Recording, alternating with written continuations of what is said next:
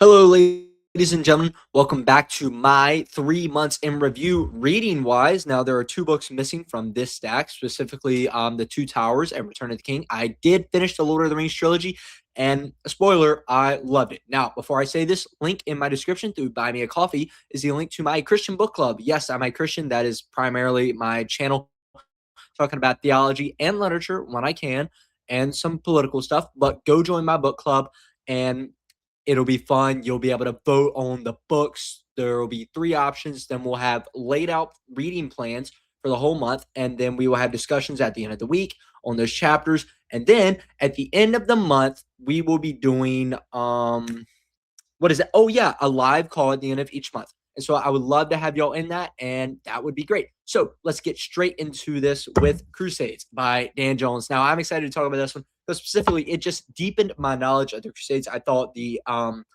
facts were just presented very nicely. I really liked how he told the story. It just really got me into the story, and it's made the Crusades one of my favorite historical events. And like recently, I got to use my knowledge that I learned from this book to where I was in a comment section with some some liberal dude who just screams at his camera, Luke. It's Luke, that's his name. He just screams into his camera and he just spews low IQ takes. And then someone I commented like, "You're an idiot," and someone said, "Oh, your name is Current Crusader. Christians lost the Crusades." I was like, actually, no, they didn't. We gained back Spain from the Muslims, and the Muslims technically never gained anything out of the Crusades. We gained back what we had lost, before the Crusades even started. So technically we did win. And he was like, "No, that never happened." It was like, "You're so stupid. Read this book." And yeah, it was a really good book. It has gotten me into that sphere. I'm actually going to read the Templars by Dan Jones next. I have that right on my bookshelf, and I'm very excited to read that soon. And I'm probably going to order like two more books from the Crusades because I do want to do a long form video series, maybe documentary like series on each crusade. We'll see how that pans out. But yeah, the next read was Napoleon by Andrew Roberts. Holy cow, this is a thick boy, and officially Napoleon is my favorite general of all time. So far, what I've studied, I like him the best. He was just a cool dude, rose up, self-made man. And it was just amazing watching his story because it goes from the very beginning to the end. I listen to a lot of this on Audible too. With my driving, I have to listen to Audible with how much I work. I'm a very busy man with work, with my fiance, with going to the gym and all my hobbies and all this stuff. So I'm a very busy man. So I listen to this on Audible, and it's a very thick boy. So it would take me like a few months to finish this. This would have been the only book in the video if I didn't listen to it on Audible, but I loved listening to it. The narrator was great, but Andrew Roberts just has such a fun writing style. He presents the facts in a clear and concise way. He presents the battle scenes in an amazing way. It's just like it's just like watching a movie. It's like so awesome. The action is so detailed. I love it. I love learning about Napoleon's characters and his inner workings. This man was a fantastic general. He was a genius. He knew how to play into people's minds and just get him to love him. I really love studying it, and I think it's a very well-paced book, and he focuses on the mundane stuffs, and Andrew Roberts makes the mundane the fun-dane. That was probably a stupid way of saying it, but he makes the mundane fun and more interesting to read about it. And so I really liked learning about Napoleon's life and all that stuff. And so that's enough of history. Let's get into a little bit of theology. What's the gospel? By Greg Gilbert. Sorry, Greg, if you're watching this video. But yeah, I thought she wrote a wonderful book for beginner Christians, and I thought that was great. I did enjoy it, but I am more along the lines of getting deeper into theology. So I have a basic understanding of the gospel, a pretty good understanding, I'd say. I'm not trying to be prideful in any way, but I did like your book, and I really did like this book. I don't know why I'm speaking to the author directly, but I really did like this book, and I thought it was a good read. I think for any Christian wanting to know what the gospel is, you should read this book. I had to read this to become a member of my church, and I had to be able to explain the gospel, and it just helped me explain it better. And I really liked all the parts talking about justification and all that. I thought it was well paced. I thought his writing style was clear. I thought it was concise, and I did end up really, really enjoying it. And also, I'm forgetting one book that I also did read. It's right here on my bookshelf. It's I read Supergirl, Woman of Tomorrow, and I really enjoyed it. Now I have heard some reviews about the movie, so I don't know what I'm going to do about that. I've heard it's not great, but the book was genuinely fantastic. The art style was amazing. The story was really good. Well, maybe not fantastic. I think it was a good story. I think I was getting a little in over my head. The art style is fantastic.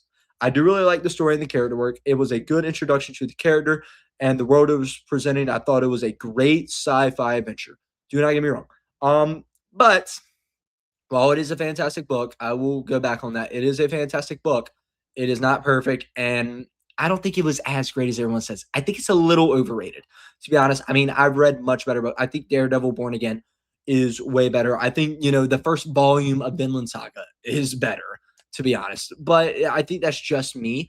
I don't know. But yeah, it's not my favorite book. I thought it's a really good. I've read better. I think most of the Batman comics I've read were better. Like the Long Halloween and the I don't know. But yeah, and I think Daredevil Born Again is still my favorite with Kingdom Come being a close second, but I did really enjoy it. I am, I guess, looking forward to seeing the movie. I don't know, I'm kind of a nerd, so but I heard it wasn't great, so I might wait till it just comes on HBO Max. So we will probably see about that. But next, I think this was my favorite book. It no, I think Napoleon was my favorite book I read, but this is a close second. And it just rocks your faith, man. Silence by Shusake Endo. Wow, what a book. This is my first work of translated literature, and I really did enjoy it. I think it tells the story of two priests, and they go to Japan, and they are just heavily persecuted, and it's just Christians going through persecution, and it really rocks your faith. It makes you think about how you would react under persecution, and it doesn't end the way you think it would, but it is what I think a great ending. Now, I thought this book was well paced. I thought it was very philosophical. How I like my books, very philosophical and theological. I like to think and learn something new when I'm reading. That's like I'm reading the Iliad right now. It's on my shelf by Emily J. Wilson. And I'm just learning, wow, Homer is spewing these lessons to be honorable, to be not controlling, but to have self-control, to be basically a stoic. And I really like that. And this was just perfect for that, just teaching you about faith, about persecution. It is just a study on that. And I think it was wonderful. And I really did enjoy it. And to anyone wanting to learn more about their faith, and to want to think deeper and get more introspective about your faith and how you would function under persecution, I think you should read this book. And I think it would help you understand it. And I think you should start reading more classics. This is the only classic. No, I read, but this is the only classic I have right now on me. But I am trying to get deeper into the classics, like with reading Lord of the Rings. And yeah, let's go ahead and go into that. The Two Towers and Return of the King were genuinely, they were not that fun to read. But looking back on it, I wish I could reread it for the first time again. Holy cow, it was so amazing. The theological and philosophical depth of The Lord of the Rings is unmatched by any book. And I'm being so serious by saying that. It is so theologically just deep. It's as deep as Narnia, just being a lot more subtle.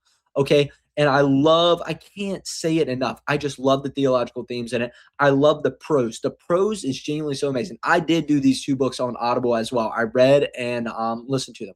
And listening to the prose while driving down the road at 7 a.m. in the morning on a 2-hour drive was a life-changing experience. Tolkien is a master of words, and I can't say what hasn't already been said about these books. They are so theologically rich and deep and philosophically deep. There are so many lessons you can take away from these books, and I just loved it. I have a really cool copy of it, and my fiance actually is reading it. I got her to watch the movies. She loved them. She's reading the books now, and hopefully we're going to buy a special edition. So I'm going to be seeking that out.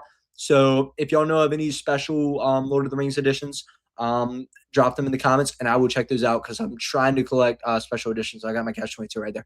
But yeah, they are just so theologically rich and in depth, and I just love them. They were so amazing.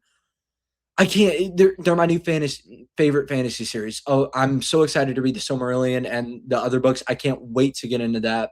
But yeah, it's just like when I read A Way of Kings. Okay, I don't want to like harp on Brandon Sanderson and say he's horrible. I don't think he's great. He is best selling, but I think it's because people lack like this want for philosophical and theological themes in their books. Because when I read that book, it just felt so bland. There was just no substance to it. It was just people doing cool things and like, oh, I'm struggling with depression. And no, depression is a serious thing, but it does it in a bad way, the way it covers it, a really bad way. and it's just so bland. But going from that fantasy series, because that was the last fantasy book I read, A Way of Kings, to Fellowship of the Ring, The Two Towers, Return of the King, was like a fresh breath, oh my gosh, of air. And it was like a wave hit me. I was like, holy cow, this is what fantasy should be.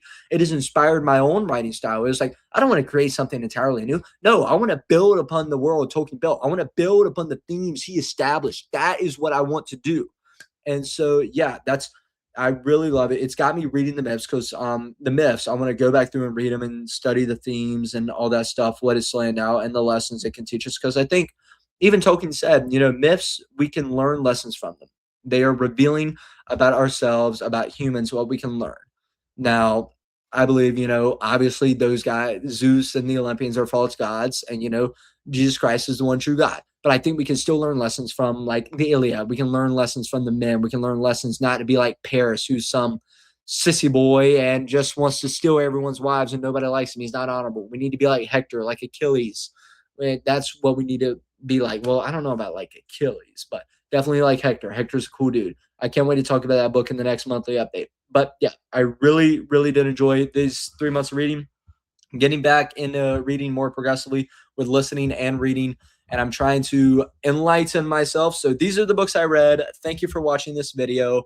I would love if you click subscribe, and I would love if you join my book club. It is fun, it is cheap, and it will be a great community. And I'm working on something. I want to try and do exclusive podcast episodes for the book club and see if possible. This will be an added bonus if possible, if we read that book and the author is still alive and willing to do a podcast with episode with them and put it on there or on here. I don't know, but we will see about that. Let me know in the comments if you would like that. But first, join the book club and subscribe.